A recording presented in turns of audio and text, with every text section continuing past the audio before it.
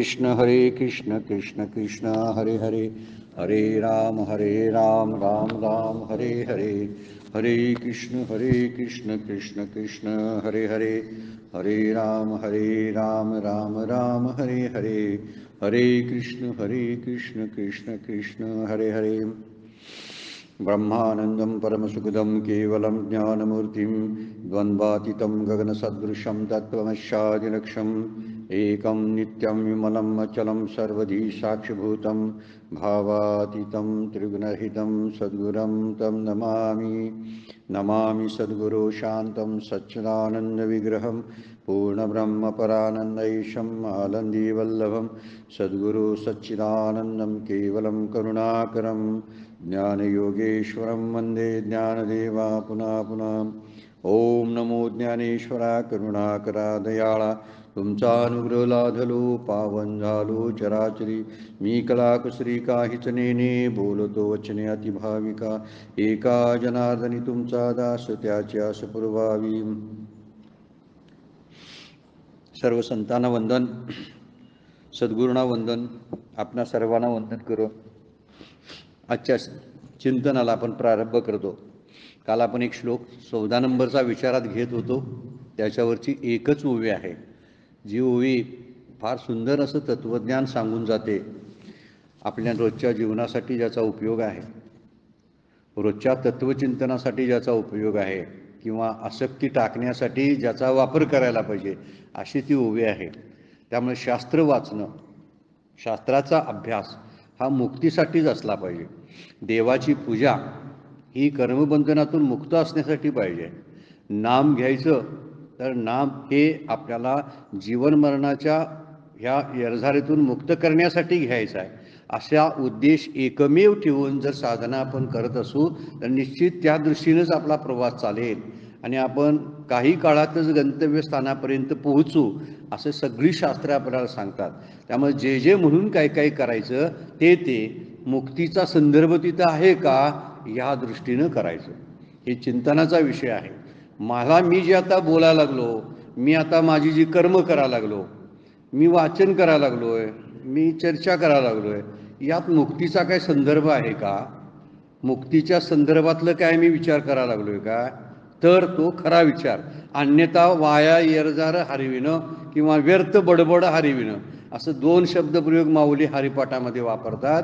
जी सगळे केलेले जे आहे हे सांसारिक कर्म असू दे तर पारमार्थिक कर्मामध्ये असू दे, जे जे म्हणून करू ते मुक्तीच्या संदर्भात, मोक्षाच्या संदर्भात असेल तरच त्या सगळ्या गोष्टीला एक अर्थ प्राप्त होतो, नाहीतर ते नुसतं अर्थहीन, आणि अर्थहीन कुठं घेऊन जातं, अर्थ नसलेलं अर्थहीन अनर्थाकडे घेऊन जातं, या पलीकडं काही नाही, अकल्याणच होतं। त्यामुळे जन्माला आलेल्याचा मूळ उद्देश बाजूला पडतो आणि आपण भलतंच काहीतरी करत बसतो, नको त्या गोष्टी काहीतरी जमवून ठेवणं। पण जमवावं काय, पुण्य जमवावं। सर्वसाधारण बोलतात, नाहीच काय जमलं मुक्तीचा विचार तर जमवायचं काय, साठवायचं काय, तर पुण्य साठवावं। संग्रह जर करायचा असेल परिग्रह तर पुण्याचा करावा ना, त्याच्यापेक्षा ते सगळ्यात बरं। आता पुण्य हे मधलाच टप्पा आहे, त्याच्याही वरचा टप्पा जायचा आहे आपण, पण तो पुण्याच्या पलीकडचा आहे, हा विचार लक्षात ठेवणं फार गरजेचं आहे। म्हणून ज्यावेळी जी गोष्ट माझ्याकडून कर्माच्या संदर्भात घडते, हे कर्म शरीर मन बुद्धी वाणी इंद्रिय याद्वारे हे जे कर्म घडत असतं, हे कर्माचं लक्ष मोक्ष असावा, असा मुख्य गोष्ट आपल्याला शास्त्र संत सगळे जे ऋषीमुनी होऊन गेले त्यांनी तेच सांगितलेलं आहे, तरच आपल्या जीवनाला कृतकृत्यता प्राप्त होते। जेवतो म्हणजे मी यज्ञभरण नव्हे जाणीजी यज्ञ कर्म, हे उदरभरण नव्हे जाणीजी यज्ञ कर्म, असा उद्देश ठेवून आत घालायला लागलो आपण की ते जेवण भोगणं होत नाही। हा भोक्तृत्वाचा भाव जर संपवायचा असेल तर त्या अशाच पद्धतीने ते करावं लागेल। माझं चालणं हाताचे चालणे की पायाचे करणे, जे होय मज कारणे ऐसे करी, काय माऊलींचं 18व्या अध्यायामध्ये फार सुंदर ओव्या आहेत। बाह्य आणि अंतरा आपुली या सर्व व्यापारा, मज व्यापका ते विरा विषय करी, सगळे मला विषय कर, जे जे म्हणून काय तुला दिसते ना त्या ठिकाणी मला कल्पना कर, हे मी देवालाच भोगायला लागलोय। मी जेवतोय, जेवत नाही, देवाला भोगतो, देवाला खातो. तुका म्हणे आहार झाला हा विठ्ठल आम्हाशी. तुकाराम महाराज म्हणतात हे जेवण आम्हाला विठ्ठल झालंय. आम्ही घास खातो ना, तो विठ्ठलाला खातो. बघा कशी काय आहे. मी चालतो ना, हे चालणं नसेल तर देवाची प्रदक्षिणा आहे. मी शांत झोपलोय, झोप नाही तर ही माझी समाधी आहे. फार वर्णन पुढं माऊली करतात. आणि जर ह्या कर्मानाच असं पारमार्थिक रूप आपण जर द्यायला लागलो तर ती साधनाच होते. कर्म असून साधना होते. हेच सांगायचा उद्देश या श्लोकामधून माऊली करतायत. आणि म्हणून एकच उभी वापरली पण जीवनभर पुरण्यासारखी उभी आहे. कर्तृत्वाचा भाव आणि अहंकाराचं जी आतमध्ये असणारं थोडासा जो अंश असतो तो अंश सुद्धा घालवण्याचं काम ही ओवी करू शकते जर आपण चिंतनात घेतली. चिंतन करता करता आपले कर्म करत असताना आपली अहंता बाजूला ठेवून जर आपण कर्म करायला लागलो तर मी कर्म करतोय असा भावच उत्पन्न होणार नाही. माझ्याकडून सगळ्या गोष्टी घडायला चालू आहेत. मला एक भगवंतानं निमित्त केलेलं आहे. हे निमित्त चांगल्या कार्यासाठी व्हावं अशी अपेक्षा आपण रोज ठेवावी. हे निमित्त, हे शरीर जे निमित्त म्हणून मला वाट्याला आलेलं आहे, या शरीराचा उपयोग चांगल्याच माझ्या कार्यासाठी व्हावा. सगळ्यात श्रेष्ठ दर्जाचं कार्य कोणतं असेल तर मोक्षाची प्राप्ती करून घेणं, आत्मज्ञान प्राप्त करून घेणं. यापेक्षा परम कर्तव्य मानव जातीला अजिबात नाही. नाहीतर सगळ्यांची मग पशुपक्ष्यांची कर्तव्य तीच आणि माझी कर्तव्य जर तीच असतील तर त्याला अर्थ काय राहिला त्या जगण्याला. ते सगळं तेवढंच आहार निद्रा मैथून यामध्येच ते उरपडलेले आहे. भय, आहार, निद्रा, मैथून झाले बघा 4 त्यांचे काम. ह्या पलीकडे त्यांचं जगणंच नसतं. आणि आज आमच्याकडली 75-80% सगळे मानव समाज हा सुद्धा आहार, निद्रा आणि भय आणि मैथून या 4ही खालीच जगतो. आणि जर एवढंच जर ध्येय असेल तर त्यासाठी काही विशेष करावं लागत नाही. नुसतं गप्प पडून राहिलं तर त्या सगळ्या गोष्टी होतात. पशुपक्षी तरी काय करायला लागलेले आहेत. म्हणून खरं कर्तव्य मानवला निर्मित म्हणजे मानवदेह जन्माला आपण आलो त्याचं खरं कर्तव्य कोणतं असेल तर आत्मज्ञानाची प्राप्ती व्हायला पाहिजे. म्हणून माझी अहंता ही कर्तृत्वातली अहंता मला घालवता आली पाहिजे. कारण मी करत असतो तर माझ्या मनाप्रमाणे सगळं मला करता आलं असतं. त्यामुळं मी करत नाही, माझ्याकडून कोणतरी करवून घेतं. आणि हा करवून घेतलेला भाव परमेश्वरा जे माझ्याकडून तू काही करवून घेतोस ते तुझ्यापर्यंत नेणारं असावं, अन्य काय नसावं. परत मला संसाराची प्राप्ती करून देऊ नकोस, तुझीच प्राप्ती मला होऊ दे. कारण संसार मिळवण्यासाठी प्रयत्न करावे लागत नाहीत पण तुझ्या प्राप्तीसाठी मात्र साधना करावी लागते. ही जे माझं जीवन आहे ही जीवन तुझ्या प्रत्यर्थ झालेली साधना व्हावी अशी माझी प्रार्थना आहे देवा. असं रोज त्याच्याशा गप्पा माराव्यात. आणि या गप्पेतून लक्षात येतं की आपण शांत शांत शांत व्हायला लागलोय आतून असं आपल्याला जाणवावं लागतंय. समोर दिसलेला दृश्य प्रपंच जो आहे याच्यावर माझी काही मालकी नाही. मी फक्त त्यातला एक निमित्त कारण म्हणून मला पाठवलेलं आहे देवानं आणि तेवढंच मी करत राहणार आहे. आणि हे निमित्त कारण मात्र खोटारडं ठरू दे. ते संसाराचं निमित्त बनू नये तर ते आत्मज्ञानाचं निमित्त बनावं. माझं शरीर हे संसाराचं निमित्त कारण बनू नये तर तेच आत्मज्ञानाचं निमित्त कारण बनावं. जरासं वेगवेगळं वाक्य आहे पण चिंतन करण्यासारखं आहे की आपण त्या दृष्टीनं विचार करावा. आणि म्हणजे होईल काय, इथं जे म्हणतात भगवंत म्हणतात मी इतकी सगळी कार्य करतो, सगळ्या घडामोडी करत असतो पण त्यापासून मात्र मला कोणताही लिप्त मी होत नाही. जरी सूर्याचं किरण डबक्यामध्ये पडलं, सडक्या डबक्यामध्ये तरी त्या किरणांना सूर्याला अजिबात लेप लागत नाही. किरणं मात्र त्यामध्ये असतात, त्या डबक्यामध्येच किरणं पडलेली असतात. एखादं मेलेलं जनावर आहे त्या जनावरावरती किरणं पडलेली असतात पण मेलेल्या जनावराचा घाण वास सूर्यांच्या किरणाला लागत नाही. कारण सूर्य ते म्हणत नाही की मी त्याच्यावरती काम करायला लागलोय. त्याचा कर्तृत्व भाव त्या किरणामध्ये नसतो. सूर्यामध्ये सूर्य त्यापासून अलिप्त असतो. तसं आपलं स्वरूप जे आहे ते अलिप्त आहे. ईश्वर अलिप्त आहे. म्हणून म्हणतो तो नमाम कर्म आणि लिंपती नमे कर्म फले स्पृहा. मला कुठल्याही प्रकारची स्पृहा नाही. त्यामुळं मला बंधनात पडायची गरजच काय आहे. मला इच्छाच उरल्या नाहीत. तर इच्छा नसेल तर काय, संसार उडाला संदेह फिटला पूर्ण तोची झाला. तुका म्हणे तुकोबाच्या अभंगामधला 12वा अभंगामधला शेवटच्या अभंगातला शेवटचा तुकडा आहे. ते म्हणतात संसारच उडाला. संसाराची कार्यच माझी काही शिल्लक राहिली नाहीत जे काहीतरी करावं असं. त्यामुळे संसार नष्ट झाला आणि संदेह होता मी मुक्त होतोय की नाही, तर तो संदेह संपला. कारण मुक्ततेचा अनुभव जो आहे तो माझ्याकडे आहे. मला वाटत होतं कुठेतरी बाहेर जाऊन कुठेतरी मुक्ती मिळवायची असते वाटतंय, आणि माझ्याजवळच मुक्ती आहे हे मला कळलं नाही. मला वाटलं तीर्थक्षेत्रांच्या ठिकाणी आणि ग्रंथामध्ये देव आहे की काय, स्तोत्रामध्ये लपलेला आहे का, किंवा एखाद्या अरण्यामध्ये आहे का. हा माझा भ्रम निघून गेला सद्गुरूंच्या कृपेनं. आणि आता माझं मलाच कळू लागलं की मी माझ्याजवळच ते आहे, ते मीच आहे, माझ्याजवळ आहे हा मधला टप्पा, पण मी तेच आहे हा शेवटचा टप्पा आपण अनुभवला पाहिजे. असा अनुभवता यायला लागलं तर निश्चितपणे आपली जीवनाची कृतकृत्यता ज्याला आपण म्हणतात ते कृतार्थता प्राप्त होते जीवनाला. म्हणून भगवंत म्हणतात तसं तुम्ही व्हा म्हणतात भगवंत आपल्याला. नमाम कर्माने लिंपती. तुम्ही कर्मानं लिप्त होऊ नका, कर्म तुमच्या अंगाला चिकटून घेऊ नका, कुठल्याही नात्याला स्वतःला बांधून घेऊ नका. नाती बांधतात आणि बांधलेली नाती असतात हे बंधन मलाच माझ्या गळ्याला फास बांधून राहायला लागतं.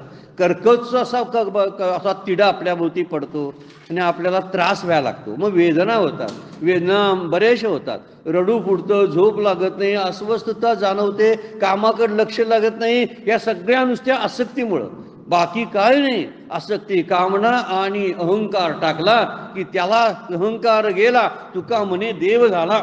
हे देवपणाची प्राप्ती त्यामध्येच आहे. भगवंत म्हणतात तुम्ही माझ्यासारखंच आहात, फक्त तुम्हाला कळेना झालंय की तुम्ही माझ्यासारखे आहात. तुम्ही मानत नाही तुम्ही माझ्यासारखे आहात, मानत नाही. कळणं पण झालंय आणि तुम्ही मानत पण नाही, आणि म्हणून तुम्ही माझ्यासारखं असून सुद्धा लक्षात येत नाही. नमाम कर्माने लिंपती. मी कुठल्या कर्मानं लिंपत नाही, लिप्त होत नाही. नमे कर्म फले स्पृहा. त्या कर्मापासून मिळणाऱ्या फलांचा सुद्धा मला इच्छा राहिलेली नाही, स्पृहा सुद्धा राहिलेली नसते.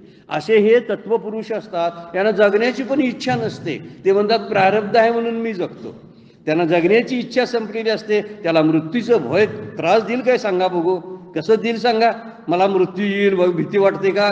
जगण्याची इच्छा ज्याची संपलेली आहे, जगण्याची तीव्र इच्छाच मृत्यूचं भय निर्माण करत असते.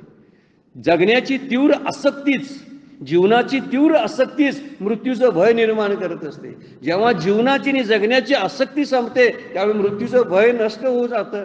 कशाला मृत्यू काय करायला लागतो, मृत्यूच याला बघा भरतो. हा काळाचा काळ होतो, कारण याचं स्वरूपच मुळात ते आहे. काळाचा काळ कोण आहे, ईश्वर आहे. जो आता काळ चाललाय त्या काळाला नियंत्रित करण्याचं काम ईश्वर करतो, म्हणून तो काळाचा काळ आहे. हा सुद्धा काल पद्धतीतून बाहेर पडला आणि कालातीत जर झाला तर हा सुद्धा काळाचा काळच ठरला ना. एक सामान्य जीव एवढं मोठं कार्य करू शकतो, एवढं मोठं कार्य का, तर तोच आहे ना, म्हणून तो कार्य करू शकतो. फक्त त्यानं समजलं पाहिजे मी एक बिंदू नाही. मी समुद्रातून जरी आत्ता बाहेर पडलो तर आत्ता मी समुद्रात मला मिक्स व्हायला पाहिजे. समुद्रात मी गेलो तर समुद्रातून आत बाहेर पडलेला बिंदू म्हणतात, थेंब म्हणतात. पण समुद्रात गेलेल्या थेंबाला समुद्र म्हणतात. थेंब थेंब राहत नाही, तो समुद्र रूपानं प्रकट व्हायला लागतो. जीवानं आपला अंश जो स्वतःचा कमी वाटतो स्वतःला, मी जीवपणानं बाजूला आहे, मी आई आहे, मी बाप आहे, हा जीवपणा आहे. मी कोणतरी पदावर आहे, हा जीवपणा आहे. मी शिक्षक आहे, प्रवचनकार आहे, कीर्तनकार आहे, मी वारकरी आहे, हा जीवपणा आहे. त्या जीवपणातून जेव्हा आपण बाहेर पडू ना तेव्हा त्या विश्वरूपाचं दर्शन आपल्याला व्हायला लागतं. मी तेच विश्व बनून राहतो हे सांगायचं आहे भगवंतांना. म्हणून म्हणता नमाम कर्म लिंपती नमे कर्म फले स्फुरा इतिमाम यो अभिजानाती. जर हे तुम्ही जाणलं ना, कर्म भीनसन बध्यते, तुम्ही सुद्धा कर्मातून बाहेर पडा, तुम्हाला सुद्धा कर्माचं बंधन पडणार नाही असं भगवंत म्हणतात. कर्मफलाची इच्छा नको आणि कर्मानं लिप्त होऊ नका. या प्रकाराने तुम्ही मला जाणा. तुम्ही मला जे जाणताय तो मूर्तीच जाणता. तुम्ही मला आराधनेत आणि प्रार्थनेत पाहता, पण त्याच्या पलीकडे माझं आत्मतत्व आहे ते एकदा जाणा. आणि ते कोणतं आहे, मला कर्माची बंधनं नाहीत, कारण मला कर्म फले इच्छा नाही. फले इच्छा नसल्यामुळं कुणालाच बंधन पडत नाही. आपण सुद्धा कुठल्याही इच्छेनं कुठेतरी प्रवास करायला लागलो तर कुठलेही ताणतणाव काय असतोय का बघा, काही नसतं. पण मनात जर काहीतरी प्राप्त करायची इच्छा असेल, मी बाहेर पडलो, आता मला बस मिळते की नाही कुणाला माहिती, बस मिळते की नाही कुणाला माहिती. या विमानच्या वेळेमध्ये आपण किती असतो बघा, का बस मिळावं ही इच्छा, फळाची इच्छा आहे. मी जे कर्म करतो त्याचं फळ काय आहे, बस मिळावं. मी आता चालत निघालो, ह्याचा अर्थ मला बस मिळायची आहे म्हणून, आणि त्या विवंचनेमध्ये आपण अस्वस्थ होतो. त्यामुळे फळाची इच्छा नष्ट झाली, छोटी छोट्या गोष्टी आहे, फळाची इच्छा नष्ट झाली की आपोआप आपल्याला स्वस्थतेचा अनुभव येतो. म्हणून इथं भगवंत सुद्धा ते म्हणतात की हे मदची सव झाले असं म्हणायचं म्हणा, मदची सव झाले पण म्या नाही केले, म्या केले असं म्हणायचं नाही, मी केलं असं म्हणायचं नाही, हे माझ्या करवी झालं असं म्हणा. आणि ऐसं जे जर ईश्वराला तुम्ही या पद्धतीनं जाणलं तर निश्चितपणे तुम्ही स्वतःला जाणल्यासारखं होईल. ईश्वर तत्वाला जाणणं म्हणजे स्वतःला जाणणं आहे, वेगळं काही नाही आहे. मी ईश्वराला जाणतो, देवाला जाणतो म्हणजे कुणाला जाणतो, मला जाणतो. मला जाण म्हणजे ईश्वर जाणल्यासारखं होईल. ईश्वराला जाणावं काय मला जाणावं, फार गंमतशीर गोष्टी आहेत बरं का. या अधिष्ठानाकडे बघावं का उपाधीकडे बघावं, आदेश तर बरोबर आहे का अधिष्ठान बरोबर आहे, कुणाकडून कुठं जावा प्रवास. हा उलटा सुलटा विचार जर आपण चिंतनात बसून जर करायला लागलो तर आपल्याला खूप गंमतशीर गोष्टी वेदांत शास्त्राच्या आढळतील. आणि फार कुठंच विश्रांतीची झोपेत मिळत नाही, ती बसल्या बसल्या इकडं तिकडे फिरता फिरता ती विश्रांती प्राप्त होते. कशामुळं, या चिंतनामुळं. नुसतं चिंतनामुळं क्षीण होत नाही बघा. प्रपंचाच्या चिंतनानं क्षीण होतो, वेदांताच्या चिंतनानं क्षीण होत नाही. त्यामुळे म्हणूनच ते वाक्य आहे वेदांताचं, सुभाषित आहे त्याबद्दल वेदांताचं शास्त्राच्या अभ्यासाबद्दल वापरलेलं आहे. झोप येईपर्यंत आणि मरण येईपर्यंत वेदांताचं चिंतन करावं असं एक संस्कृतमध्ये सुभाषित आहे, श्रुती सांगते. झोप येईपर्यंत आणि मरण येईपर्यंत, दोन्ही मरणच आहेत तशी. थोडासा सामान्य एक लय आहे, एक आत्यंतिक लय आहे. त्याला दोन्हीला प्रलय किंवा लय म्हणूया आपण. हे थोडासा एक सामान्य लय म्हणजे झोप आहे, लगेच आपण उठतो ना. आणि तो आत्यंतिक लय म्हणजे मृत्यू आहे की त्यातनं उठत नाही आपण. हा दोन्ही फरक फारसा काही नाही, आपण मरतोयच रोज. हा मरण्याचा अनुभव रोज पकडता आला पाहिजे आपल्याला. आणि मरण्याचा अनुभव पकडायला लागलो ना तर मी मेलोय, मी आता मरलोय असं वाटलं पाहिजे आपल्याला. आणि मरणाची माझी मी तयारी करायला लागलोय असं वाटलं पाहिजे. असं ज्या क्षणी वाटेल त्या ठिकाणी मृत्यूचं भय संपेल. आणि ज्यावेळी मृत्यूचं भय संपतं ना त्यावेळेस समस्त संसाराबद्दलची आसक्ती शिल्लक राहत नाही, समस्त संसाराबद्दलचं वैराग्य आपोआप यावं लागतं. कारण देहासक्ती संपली की राहिलेला संसार माझ्या कामाचा काय आहे सांगा बघू. माझा ध्येयच नाही, मला डोळ्यानं दिसायचं बंद झालं तर दिसणाऱ्या वस्तू माझ्या काय कामाच्या सांगा बघू. मला ऐकायचं बंद झालं तर ऐकू येणाऱ्या ध्वनीशी माझा काय संबंध आहे सांगा बघू. काहीच नाही. माझा स्पर्शच गेला, उजवा हात हालचाल करायचा जर बंद झाला आणि त्याला कुठलाही स्पर्श जाणवत नाही, जाणवत नसेल तरी हाताचा उपयोगच काही सांगा ना, काहीच नाही. असा जर विचार मी करायला लागलो, जो समोर दिसणारा दृश्य रूप पसारा जो आहे तो मी जिवंत आहे म्हणून आहे. त्यामुळे सगळा संसार म्हणजे मी आहे, मी म्हणजे संसार. का तर मी नसेल तर संसार नाही म्हणून. हा साधा तर्क आपण लढवता आला पाहिजे. जेव्हा असं आपण लढवतो ना त्यावेळी कळायला लागते मी आहे तोपर्यंत हे सगळं आहे, माझी प्रॉपर्टी, माझं घर म्हणजे काय सांगा बघू. मी अजून गेलो नाही म्हणून, नाहीतर माझ्यासाठी ते सगळं शून्य आहे. मग तो संसार जो आहे तो माझ्यावर अवलंबून आहे. मी कल्पना तर संसार, मी नाही कल्पना केली तर संसार नाही. म्हणजे संसार नाही अशीच कल्पना करावी. त्यामुळं माझं काय बिघडत नाही. माझ्या घरातली कपड्याचं कपाट कोण चोरून नेत नाही, माझी दागिनी सुद्धा कोण चोरून नेत नाही. माझी दागिनी नाही म्हटल्यामुळं माझा प्लॉट कोण घेऊन जात नाही, माझा नहो म्हटल्यामुळं सारखं चिंतन माझं नव्हच असंच करावं. काही माझं नाही, माझं काही नाही, माझं काही नाही, सारखं हे चिंतन केल्यामुळं अशी एक कर्तृत्वाची भ्रांती हळूहळू आपली निघून जाते. म्हणून येथे म्हणतात ए मदची स्तव झाले परी म्या नाही केले. म्हणून एक दृष्टांताने एक रूपक आपण मुंडक उपनिषदातलं पाहिलं होतं की दोन पक्षी एकाच झाडावरती आहेत आणि तेच पक्षी एक मात्र फळाचा उपभोग घेतो, फळाकडे आकर्षित होतो, तो मोहित होतो. आणि मोहित होणारा पक्षी हे जीवासाठी केलेलं रूपक आहे. दुसरा पक्षी निवांत आहे, शांत आहे, त्याला फळाची इच्छा नसल्यामुळं तो शांततेचा अनुभव घेतो. मला जर पळायचंच नसेल तर मला बसायला किती गंमत आहे बघा. मला जर पुढे काहीतरी पाहिजे असेल तर मी पळणार आहे. पळण्यासाठी मला श्रम करावे लागतात. पण मला नकोच आहे म्हटलं की पुढलं मी बसलो, मी शांततेचा अनुभव घ्यायलो. पळण्यामध्ये काय आहे, सीन आहे सगळा, उचापत्या आहेत धावण्यामध्ये. मग गरजेपुरतं धावावं, गरज नसताना गप बसावं. गरज नसतो असा पुष्कळ क्षण आपल्या दिवसभरामध्ये आपल्याला असतो. ज्याची गरज नाही इतकं बोलतो, ज्याचं गरज नाही इतकं खातो, ज्याचं गरज नाही इतकं चालतो, ज्याची गरज नाही इतकं पाहतो, ज्याची गरज नाही इतकं ऐकतो. ते जे जर एवढं एवढं कट करत आपण आणलो ना, तर उरला तो हरी असतो, बाकी काहीच नसतो.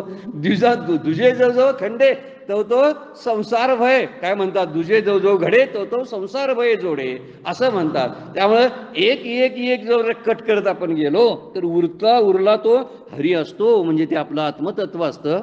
इथं 2 पक्षाचं उदाहरण दिलं, ते त्या पक्षाचं. आपल्याला त्या पक्षानंच काय करावं, तो समोर बसलेला पक्षी किती निवांत आहे त्याच्याकडे पाहावं आणि त्याकडे पाहून विचार करावा. हे जीवनमुक्त पुरुष त्या पक्षांचं एक उदाहरण आहे. ते अगदी शांत बसलेले आहेत, कुठल्याही फलासक्तीचा विचार न करता, कुठल्याही आकर्षणाला आणि प्रलोभनाला बळी न पडता शांत बसतात. माझी प्रलोभनं जी आहेत संसारातली ना, त्यामुळं आहे. म्हणून परमात्मा मायातीत आहे, म्हणून त्याला बद्ध कुणाला करता येत नाही. जीव हा संबंधाने बांधला जातो. बंध कशामुळे निर्माण होतो, आणखीन एक चिंतन आहे बघा. बंध संबंधाने निर्माण होतो. संबंध शब्द माहिती आहे आपल्याला. संबंध म्हणजे स पाठीमागं लागतो. बंधांच्या पाठीमागं जेव्हा स लागतो तेव्हा संबंध निर्माण होतात. आणि संबंध जेव्हा असतो तेव्हा बंधनाला कारण पडतात. मी आई आहे हा संबंध आहे, माझं नातं कुणाशी तरी आहे हा संबंध आहे, जगामधला मी भारताचा नागरिक आहे संबंध आहे. म्हणजे मी कुठेतरी एका डबक्याशी स्वतःला जुळवून घेतलेला आहे. त्यामुळं व्यापकपणाचा अनुभवच मला येत नाही. ही व्यापकता जर मला अनुभवायची असेल तर मला काय करायला पाहिजे, या संबंधातून बाहेर पडावे लागेल. शरीराचा माझा संबंध आहे, त्यामुळे मी शरीराशी तादात्म्य पावलेला आहे. शरीराशी तादात्म्य पावल्यामुळं तिथल्या ज्या व्याधी आहेत त्या व्याधी मला जाणवतात, त्याचा मला त्रास होतो, कारण त्याच्याशी मी एकरूप आहे. म्हणून एकरूप झाला नाही तर समोरचा शरीरी कोणतरी आहे, त्या शरीरधारी माणसाचं आतलं असलेलं डोकेदुखी मला कळते का बघा. का तर मी त्याच्याशी एकरूप झालो नाही म्हणून कळत नाही. बऱ्याच वेळा ह्या गोष्टी आपल्या लक्षात येत नाहीत. म्हणून हा संबंध आहे, हा संबंधच आपल्याला बंध निर्माण करतो. एक विचारात घेण्यासारखी गोष्ट आहे. मात्र असा एकच संबंध आहे की जो सगळ्या बंधातून मुक्त करतो, त्याला म्हणायचा शिष्य आणि गुरूंचा संबंध. हा सगळ्या बंधनाला मुक्त त्याला कारण बनतो. म्हणून एकच संबंध आयुष्यात ठेवावा, तो म्हणजे श्रीगुरूंशी असणारा, तो म्हणजे भगवंताशी असणारा आपला संबंध. एवढा संबंध तो जो बंधन घालवण्याला कारणीभूत ठरत असतो. म्हणून त्याचा विचार करावा. म्हणून ईश्वरासारखे साक्षीत्व जे आहे ते साक्षीत्व आपल्याला जगता आलं पाहिजे, त्रयस्थाप्रमाणे जगता आलं पाहिजे. कोण बनून संसारामध्ये राहू नका, असा शास्त्राचा संदेश आहे आपल्याला. कोणतरी बनला ना तर कोणतरी जे आहात त्याच्या सगळी जे आजारपणाने व्याधी आहेत त्यात आपल्याकडे येतील. जे जे म्हणून आहेत विकार ते आपल्याकडे येतील. जे कोण म्हणून बनणार आपण आहोत ते. म्हणून कोणीही राहू नका, कोणीही बनू नका. कोणत्याही नात्याचा एखादी लिप्तता आपल्यावरती चिकटता कामा नये. मी कोणीही नाही, न मे मृत्यूशंका न मे जातीभेदा, पिता नैव नैमय माताच जन्मा, न बंधूर्ण मित्र गुरुर्णेव शिष्या, चिदानंद रूपा हा शिवोहम. सारखं चिंतन पाहिजे. मी गुरु नाही, मी शिष्य नाही, मी माता नाही, मी पिता नाही, मी पुत्र नाही, मी बंधू नाही, मी कोणीही नाही. मी ते चिदानंद असं शुभ तत्व जे आहे ते तत्व मी आहे. अशी जाणीव सतत विचारात आपण जर घ्यायला लागलो, ही बोलता चालता चिंतनात घ्यायला लागलो आपण, तर निश्चितपणे त्याचाही अनुभव आपल्याला यायला लागेल. ईश्वर मायातीत आहे, तो साक्षी आहे आणि तो साक्षी असल्यामुळं फक्त पाहतो, काहीही करत नाही. जो पक्षी जसा बसलेला आहे ना झाडावरती, काही करत नाही, तसा हा सुद्धा जो आहे तो तसाच विचार आपणही करावा. म्हणून ईश्वर काहीतरी घडामोडी करेल पण त्याला लिप्त होत नाही. तो बाजूलाच असतो. घडामोडी केल्या तरी बायकांच्या बरोबर माणसं दागिन्यांच्या दुकानांमध्ये पुरुष पण जात असतात ना, बायकासारख्या हे घे ते घेऊन तिचं मोडा आणि तिचं मोडून हे करा, मोडा तोडा अमुक करा. बापाय तिथं आपला बाजूला बसलेला असतो. जसा ईश्वर असतो ना तसा पुरुष बाजूला असतो आणि बायकांचं मोडतोड दागिन्यांची चालू असते. ही दागिन्यांची मोडतोड करणारी माया आहे. पण मायेची लिप्तता पुरुषाला होत नाही. पुरुष हा प्रकृतीपासून फार भिन्न आहे. म्हणून ही गोष्ट जर लक्षात ठेवली तर निश्चितपणे एक त्रयस्थपणाचा अनुभव आपल्याला येतो. सारखं त्रयस्थासारखं वागावं, आपण तिसरी व्यक्ती आहे म्हणून वागावं. तिसरी व्यक्ती. पण त्रयसारखं मला मी होता येतंय किंवा मला तू होता येतंय. मी आणि तू पेक्षा थर्ड पर्सन आपल्याला करताय. हे फर्स्ट पर्सन पण व्हायचं नाही आणि सेकंड पर्सन पण व्हायचं नाही. थर्ड पर्सनची भूमिका सारखी प्रपंचात काही नाही, काही संबंध आहे. घरामध्ये कोणतरी आजार आहे, त्यांची मला सेवा करावी लागते म्हणून करते. माझ्या जवळ आहेत ते, मी रडत बसणार नाही. मात्र त्यांचं असं कसं झालं, त्यांच्यामुळं आता मी एकटं पडतोय की काय, अशा आविर्भावात कधीही राहू नये. कुणाचं तरी काहीतरी होणारच असतं. परमपूज्य काका म्हणतात ना, दोघं नवरा बायको असतात, त्यातलं एकाला अगोदर जायचं असते. आता एकदम मेलेली अशी कोण नाहीतच, असतील कदाचित. एखाद्याचं 12 दिवस व्हायचं आहे म्हणून ती म्हातारी गेली असेल किंवा म्हातारा गेला असेल, तेही ह्या संसाराच्या भयानच जातात. म्हणजे म्हातारी गेली, आता माझी दुखणी कुणी बघायची, त्या धक्क्यानं म्हातारा जातोय. 12 दिवस घालायचे आहेत म्हातारीचं तोपर्यंतच. अशी भरपूर उदाहरणं आपल्याला ऐकायला मिळतात. ही काय आसक्ती सुटली म्हणून नव्हे, संसाराच्या भयानं हे भयच गेलेलं नसतं अजून. आणि ह्या भीतीमुळं हे असं होत असतं. जर हे भय गेलं ना तर मग संपलं सगळं. म्हणून त्रयस्थ वृत्तीनं पाहता येते का व्हायचं. माऊलींची एक सुंदर उभी आहे, फार सुंदर आहे 9व्या अध्यायामध्ये. जैसा दीपू ठेविला परिवरी. परिवरी म्हणजे कट्ट्यावर कुठेतरी ठेवलेला असतो. दीप म्हणजे दिवा. जैसा दीपू ठेविला परिवरी, कोणा ते नियमी ना निवारी. कोणा ते नियमी ना निवारी. आणि कवन कवनीय व्यापारी, रहाटे तेही नेणे. काय म्हणतात बघा, एखादा दिवा किंवा बल्ब लावून ठेवलेला असेल घरामध्ये, तो परिवरी म्हणजे कट्ट्यावर ठेवलेला आहे. परंतु कोणा ते नियमी म्हणजे कुणाला सांगत नाही, असं करा तसं करा असं सांगत नाही. दुसरी गोष्ट बघा, नियमी म्हणजे निवारी म्हणजे पुढं म्हटलेलं आहे, त्याचं निवारण पण करत नाही. समजा त्यांच्या कुणाच्या तरी हातातून कप पडला आणि फुटला तर ते हो सुद्धा म्हणत नाही, अरे बापरे सुद्धा म्हणत नाही, काहीच म्हणत नाही. गप त्या फुटलेल्या कपाकडे सुद्धा बघत बसते. म्हणजे झालेली कामं आहेत त्यात भाग घेत नाही, बिघडलेली कामं आहेत त्याच्याबद्दलचा शोक करत नाही दिवा. बघा आणखीन काय करतोय. आणि कवन कवनीय व्यापारी, कोण कोण कुठली कुठली कामं करतात, रहाटे तिथे फिरतात तेही नेणे, त्याच्याकडे बघतच नाही. पण मात्र असतो तिथं, बरं का, असतो ही गोष्ट फार महत्वाची आहे. आणि हे असणं जे आहे, असं नुसतं असणं असावं आपलं प्रपंचामध्ये. आपण नुसतं असणं नसते बरं काय, काहीतरी होऊन असणं असतं आपलं. मग काहीतरी होण्यापेक्षा न होऊन नसणं हे फार मोठं. भाऊ जवळ होय तो काहीच नव्हे. काल आपण चांगदेव पासष्टची ओवी घेतली होती, त्या ओवीचा अर्थ सुद्धा हेच आहे. काहीतरी असून असण्यामुळं आपल्याला त्रास होतो. पण असावं, पण काही नसून असावं. घराचं कठीण आहे, पण समजलं तर समजलं, नाही समजलं तर आपल्याला काय कळत नाही. दिव्याच्या उदाहरणावरून समजेल. दिवा असून नसल्यासारखा आहे. असून काय करायचं आहे, काय करतोय सांगा बघा तू. काही नाही. नाटकदीप म्हणून प्रकरण आहे, नाट्यदीप म्हणून प्रकरण पंचदशीमध्ये पुढे पुढे आहे. त्या नाटकदीपामध्ये सुद्धा फार सुंदर वर्णन केलेलं आहे. विचार केला तर हे जीवनच नाटक आहे सगळं. मांडलं तर नाही मांडलं तर मग काय उपयोग नाही. नाटकदीप म्हणून प्रकरण आहे. नाटकाच्या रंगभूमीवरती एक दिवा लावलेला असतो, एक मोठा दिवा मध्यभागी. जुनी पूर्वीची नाटकं असायची, मध्यभागी ती बत्ती लावलेली असायची आणि नाटकं चालायची. कधी कधी काही कॉमेडीज पण असायच्या, काही ट्रॅजेडीज पण असायच्या. सुखांतिका आणि शोकांतिका अशी त्याला नावं दिली जायची पूर्वीची नाटकं. आताही नाटकं चालू असतात. तर ह्या सुखांतिकामध्ये शोकांतिकामध्ये दोन्ही दिवा पाहत असतो तो वरती स्टेजवर लावलेला.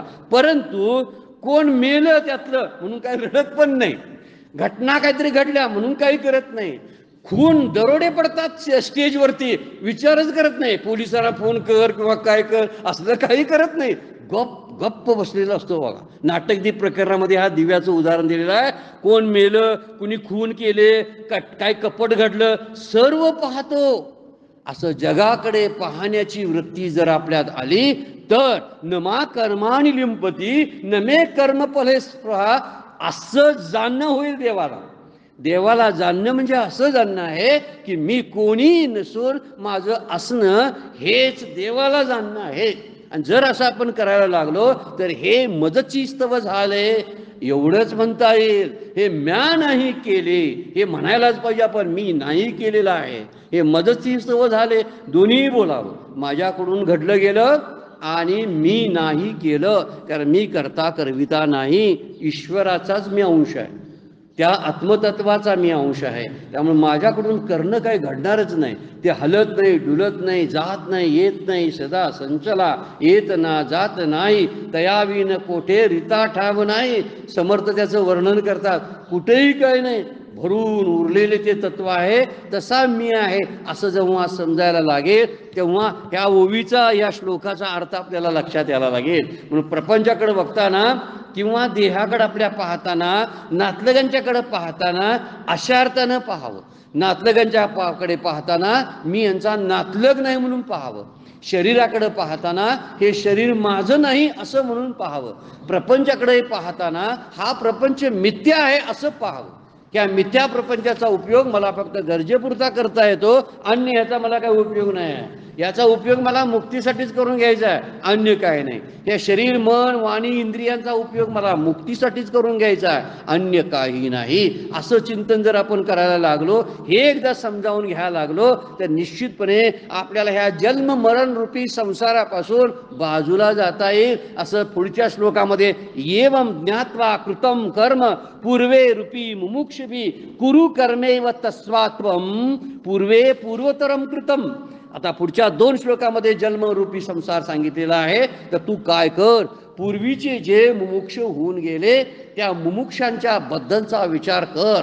जे साधक तत्ववेत्ते होऊन गेले त्यांच्या वाटेनं जा. संतांच्या वाटेनं गेलास तर तुला खास कळगे काटे कुठे कमी वाटेला लागतील. कमी म्हणण्यापेक्षा नाहीच, यात इतका मुलायम रस्ता दुसरा मिळणारच नाही. म्हणून संतांच्याच वाटेने जा असं वर्णन केलेलं आहे. एवं ज्ञात्वा हे शब्द फार महत्वाचे आहे. अशा प्रकारे मी अकर्ता आणि अभोक्ता आहे असं जाण. कशासारखं, नमे कर्मानि लिंपती नमे कर्म फले स्पृहा.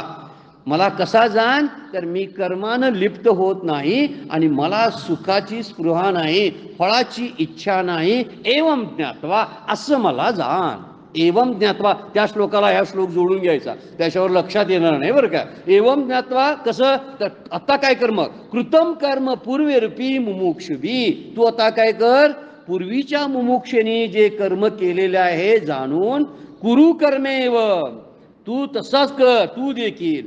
तस्मात्वम पूर्वे पूर्वतरम कृतम. पूर्वीच्या काळातील जे काही होऊन गेले त्या अतिपूर्वी केलेलेच कर्म तू कर. पूर्वीच्या पूर्वी असा अतिपूर्वी शब्द वापरलेला. पूर्वे पूर्वेतरम, पूर्वीच्याही पूर्वी म्हणजे अगदी जी जेव्हापासून सृष्टी निर्माण झाली तेव्हा साधू संत ऋषी मुनींनी एक शास्त्र तयार केलं. त्यांनी एक जगण्याची एक बैठक तयार करून ठेवलेली आहे. ती बैठक त्यांना मुक्तता करण्यासाठी उपयोगाला पडली. तू ही त्यांच्याच वाटेनं जा. जर तू त्यांच्या वाटेनं गेलास आणि असं म्हणला जाणलंस, कसं जाणायचं, तर मी अकर्ता आहे, अभोक्ता आहे, अव्यय आहे, अज आहे असा मला तर तू जर जाणलास, तर या वाटेला जायला तुला उपयोगी कोण पडतील, हे माइलस्टोन्स आहेत. कोण माइलस्टोन्स आहेत, या पाट्या लावलेल्या रस्त्याला आहेत. कुठल्या कुठल्या, की इकडे जा तिकडे जा, ह्या संतांच्या पाट्या आहेत. त्याच रस्त्यानं तुझा अन्य रस्ता निवडू नकोस. कदाचित तुझे बुद्धिभेद करणारे, आकर्षण करणारे, तुला मोहित टाकणारे काही चौक, काही वाटा दिसायला लागतील. तू भ्रमिष्ट होऊ नकोस. इकडे जाऊ का तिकडे जाऊ असं समजू नको. ज्या रस्त्याला संतांची पाटी आहे, शास्त्राची मार्गदर्शन आहे, शास्त्रानं बाण केलेलं आहे, तिकडे जा. तस्मात शास्त्र प्रमाणम, शेवट प्रमाण तोच सांगितलेला आहे. अन्य कुठलंही प्रमाण तू मानू नकोस. हे एवढं शब्द प्रमाण जरी मानलंस तरी पुरेसं आहे. हे वर्णन काय भगवंत करतात आणि म्हणून म्हणतात पूर्वेतर, म्हणजे पूर्वीपेक्षा अगोदर होऊन गेलेले जनकादी. मागच्या वेळा उदाहरण दिले म्हणून आपण जनकादी म्हणूया. जनकादी जे राजे आहेत त्या राजाने अशा स्थितीमध्ये मोक्ष प्राप्त करून घेतला, संसार केला आणि मोक्ष प्राप्त केला. तुकोबांनी मोक्ष प्राप्त केला. आता पूर्वीचे आपण म्हणूया, पूर्वीचे म्हणजे आमच्यासाठी हे आहेत, ज्ञानोबा आहेत, तुकोबा आहेत, नामदेव महाराज आहेत, कबीर महाराज आहेत. हे सगळे जे आहेत यांनी मोक्ष प्राप्त करून घेतला. अलीकडे स्वामी स्वरूपानंद आहेत, गोंदवलेकर महाराज आहेत, स्वामी समर्थ आहेत, बाळूमामा आहेत, यांनी मोक्ष प्राप्त करून घेतला. ही माझ्या मार्गदर्शनासाठी मोठे गाईड आहेत. यांचाच गायडन्स तू घे, अन्य कोणाच्या मार्गाला जाऊ नकोस असं वर्णन या श्लोकामध्ये केलंय. आणि कसं जाणायचं, अगोदर जाणलं ना अशा पद्धतीनं हे करता म्हणून, आता पुढे तुझी वाटचाल मग कशी करायची, तर या पद्धतीनं कर. म्हणून म्हणतात मी अकर्ता अभोक्ता असे जाणून पूर्वीच्या मुमुक्षेने कर्म केले आहे, म्हणून तू देखील पूर्वीच्या काळातील जनकाधिकांनी अतिपूर्वी केलेले कर्मच कर. दुसरं कर्म करू नकोस. त्यांनी कुठली कुठली कर्म केली की जी कर्म बंधनातून त्यांना मुक्तीसाठी उपयोगी पडली. कर्मबंधनातून मुक्त करत असतं, याचा विचार मागच्याही श्लोकामध्ये झालेला आहे. आणि इथं सुद्धा तेच वर्णन इथं माऊली करतात, एवं ज्ञात्वा कृतम कर्म पूर्वेरपी मुमुक्षुभी. म्हणून मी अकर्ता अभोक्ता असं समज, पूर्वीच्या मुमुक्षाने केलेली कर्म कर, तू देखील तशीच कर्म कर, त्यांच्यापेक्षा वेगळं काही करू नकोस. तुझ्यासाठी तेच मुक्तीचा उपयोग आहे. मग सोपं आहे की नाही? केलेलं बघून करायला सोपं की स्वतःच्या बुद्धी लढवून केलेलं सोपं? सांगा. कशाला बुद्धी लढवायला लागते? ह्यालाच कर्मसु कौशल्यम शब्द मागच्या वेळा आपण बघितलेला आहे. कर्मातलं कौशल्य जे आहे ना, ते समत्वता जी आहे ती समत्वता ह्यामध्येच आहे की ज्याने केलं ती माणसं समोर आहेत. माझ्या आई वडिलांनी जे काम केलं आणि सुखी राहिलेत, जर सुखी होतात ह्या कामानं, तर माझे आई वडील माझ्यासाठी आदर्श आहेत. विषय संपला. अन्य कुणाकडे जावं? शेजाऱ्यांच्या आई वडिलांच्याकडे पाहावं काय? नाही. मला परदेशातल्या संतांचा कशाला विचार करायला पाहिजे सांगा बघू? प्लेटो होऊन गेला, अरिस्टॉटल होऊन गेला, अमुक होऊन गेला आणि तमुक होऊन गेला. मला काय गरज आहे? असतील त्यांची ती त्यांच्या जागेला बरोबर आहे. माझे आई वडील तुकोबा, ज्ञानोबा हे आहेत, समर्थ आहेत आणि नाथ आहेत. माझे आई वडील दुसरे कोण नाहीत. त्यांनी जे केलं त्याच वाटेने मी जाणार, त्याच मार्गाने मी प्रवास करणार. त्यांनी जो गायडन्स केला तोच माझ्या आयुष्यामध्ये मी उतरण्याचा प्रयत्न करणार आहे. मला अन्य गायडन्सची गरजच नाही आहे. माझे सद्गुरू माझ्यासाठी सगळे माझे माता पिता आहेत, म्हणून ते जे गायडन्स करतात तेच माझ्यासाठी आहे. बाहेर भरे झगमगाट असेल एखाद्या सद्गुरूंचा किंवा एखाद्या संप्रदायाचा, मी तिकडं बघणं बरोबर नाही, कारण माझ्या सद्गुरूंनी दिलेलं माझ्यासाठी पुरं आहे. तेवढी मोक्षाची सामुग्री माझ्या या वाटचालीमध्ये निश्चित उपयोगाला पडेल. पण तो तसा विश्वास माझ्या सद्गुरूंच्या वरती मी ठेवला तर ना, नाहीच ठेवला तर नाही, मला ही जराशी कमीच पडते. आणि काहीतरी हे नाम मला काय मॅच होत आहे माझ्या सद्गुरूंनी दिलेलं. आता काय मॅच होते आणि काय नाही कुणाला माहिती. आणि मला असंच का वाचायला सांगितलं? मला हे वाचायचं होतं. आता सांगितले सद्गुरूंनी ते करावं. आणि म्हणून इथं म्हणलेलं आहे, पूर्वीच्या मुमुक्षीने केलेली जी कर्म आहेत तशीच कर्म कर. मागील मुमुक्षी जे होते ती ही ऐशिया जाणोनी माते, कर्म केली समजते धनुर्धरा. 82 नंबरची उभी आता माऊली अर्जुनाला सांगा लागलेले आहेत, अर्जुना, मागच्या काळात जे मुमुक्ष होऊन गेले, मुमुक्ष शब्दाचा अर्थ आपल्याला सर्वांना ठाऊक आहे. मुमुक्षत्व हे साधनेतला एक प्रकार आहे बरं काय. साधनेची जे चतुष्टय सांगितलेत ना, साधन चतुष्टय, त्यातलं मुमुक्षत्व हे एक साधनाची एक साधन प्रकार आहे. लक्षात घेणं फार गरजेचं आहे. आपल्याकडे मुमुक्षत्व असलं पाहिजे. मुमुक्षत्व म्हणजे मोक्षाबद्दल असणारी तळमळ आहे. मोक्षाशिवाय अन्य विचार न करणं, भगवंताखेरी अन्य चिंतन न करणं, ह्याला मुमुक्षत्व म्हणतात. आणि असे मुमुक्षत्व सांभाळणारे जे मुमुक्ष होऊन गेले त्यांचा विचार तू कर. जे काळात जे मुमुक्ष होते त्यांनी मला अकर्ता अभोक्ता समजून अशा प्रकारला जाणून कर्मे केली. पहिलीच ओवी सांगते की त्यांनी पूर्वीच्या मुमुक्षांनी तशी कर्म केली आणि तशीच कर्म तू कर. मुमुक्षा जागी झाली तरी कर्म त्याग करू नकोस, कारण मुमुक्षत्व झालं म्हणून कर्माचा त्याग कधी करायचा नाही. कर्माशिवाय न कंचितपी क्षणमपी जायते.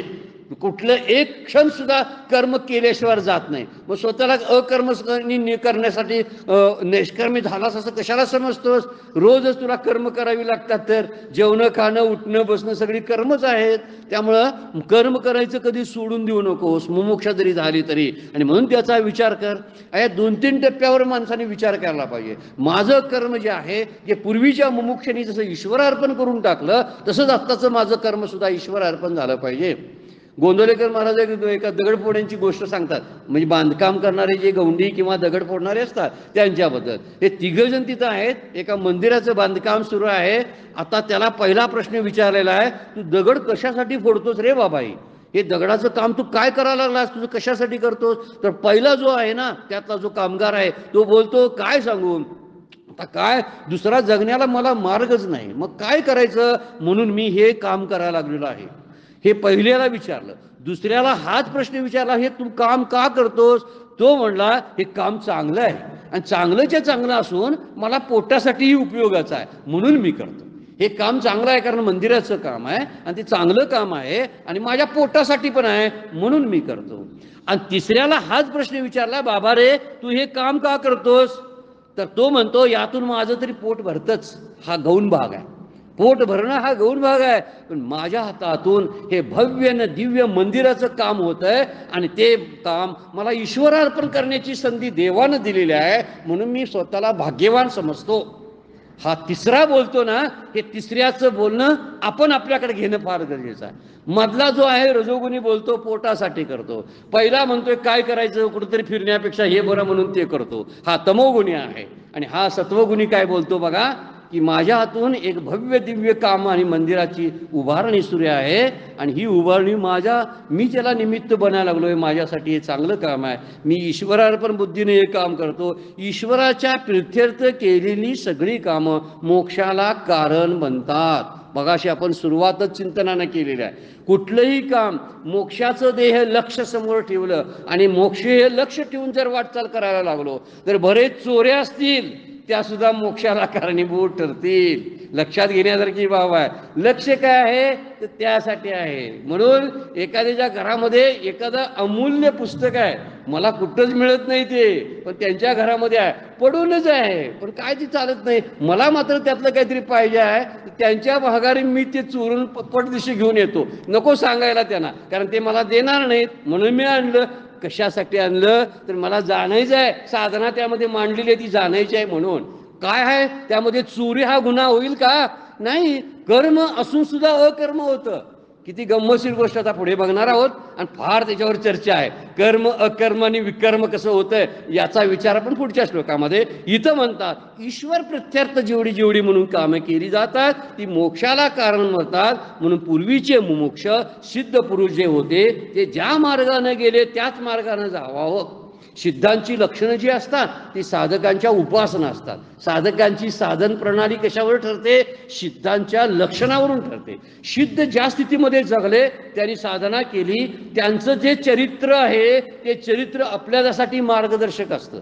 त्यांच्याकडे बघून आपण शिकायचं असतं. ते कसे कसे गेले, त्यांनी साधना कशी केली याचा विचार करून जायचं असतं. म्हणून एक वाक्य आहे सिद्धांत मालामध्ये, काय म्हणतात बघा, की सिद्धांची जी लक्षणं आहेत ती साधकांच्या साधना असल्या पाहिजेत. साधकांची साधना कुठली? सिद्धांची लक्षणं. म्हणून सिद्धांची लक्षणं पाहावी आणि साधना करावी. म्हणून इथं भगवंत मार्गदर्शन करतात.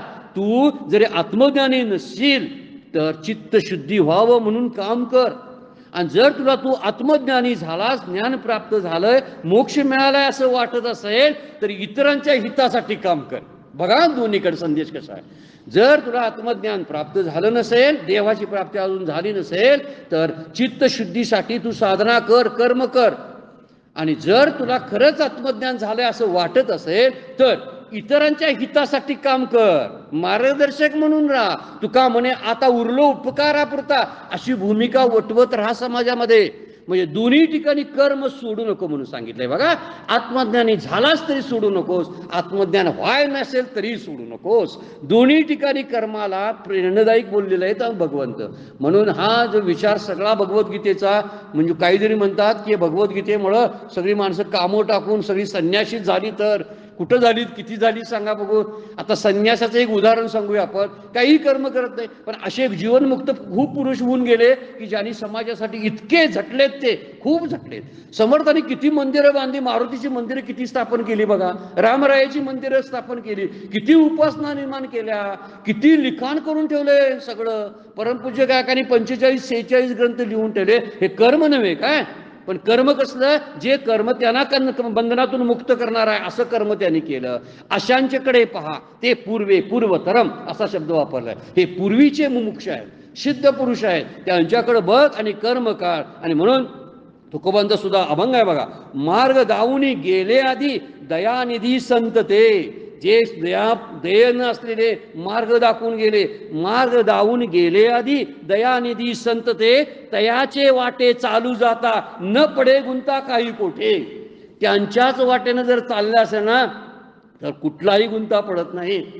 म्हणून म्हटलेलं आहे की ही वाट मळलेली आहे आणि मळलेली वाट उपयोगाची आहे आपल्याला. खूप जुने लोक, खूप मुमुक्ष या वाटेने चालून जाऊन मोक्षापर्यंत पोहोचलेले आहेत. मला सुद्धा ही वाट तिकडंच घेऊन जाणार आहे असा भाव आपला असला पाहिजे. म्हणून याच ज्ञानाच्या वाटेनं आपण जावं अशी एक भावना भगवंत या ठिकाणी वर्णन करतात. 82 नंबरची उभी आपण बघितलेली आहे. पुढे वेळ पण संपलेला आहे. नंतर आपण पुढच्या चिंतनामध्ये बघू. आपण आजचं चिंतनसुद्धा आपल्या आपल्या सांसारिक आयुष्यासाठी अत्यंत उपयोगाचं आहे. आपण चिंतन करावं, सारखं त्याच्यावरती विचार करावा आणि विचार करून सुटण्याचा मार्ग कुठला आहे तो पाहावा. ज्याच्या त्याच्या स्वभाव गुणानुसार ते ठरवता येतं. ह्यात मार्गदर्शन करत नाहीत. त्यामुळे संतांनी ओव्या भरपूर लिहून ठेवल्यात. त्यातली कुठली तरी ओवी, कुठला तरी अभंग आपल्याला मॅच होत असतो आणि तो वापरावा आपल्या आयुष्यामध्ये. तशी ही ओवी आहे, फार सुंदर आहे. चिंतन करावं. आजची सेवा सद्गुरूंच्या चरणी, भगवान ज्ञानेश्वरांच्या चरणी अर्पण करून विराम घेऊया. कुंडलीक वरदा हरी विठ्ठल श्री ज्ञानदेव